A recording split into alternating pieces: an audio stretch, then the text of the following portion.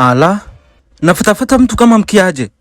Tunakwambiaje salimishe kijana. Uwezi kuenda mahali popote kwenye nchi hii. Hii ni nchi ni ya wenyewe. Jamaa sasa aliona amechoka. Kama ni maisha yangu mnayataka, haya hakuna shida. Kujeni sasa mnichukue maisha yangu hapa. Mnanifuatafuta sipati muda hata kupumua. Analeta kiburi. Mjeuri huyo. Uwa yeye. Unakuja kuua nani? Shika buichwa. Nyonga bundani chobela. Shika kashingu vunja mbio. Mbavu unanuia zilizwangu akamwangalia. Wewe ni juu wewe akapitisha chap.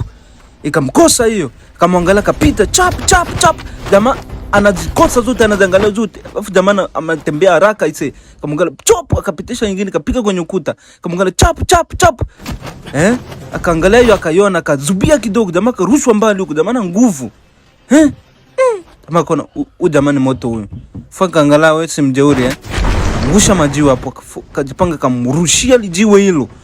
Jamaa kapiga mabunduki bunduki za uchawi hizo. Maskini ya Mungu zikapita huko mpaka zikamtoboa jamaa kwa nyuma.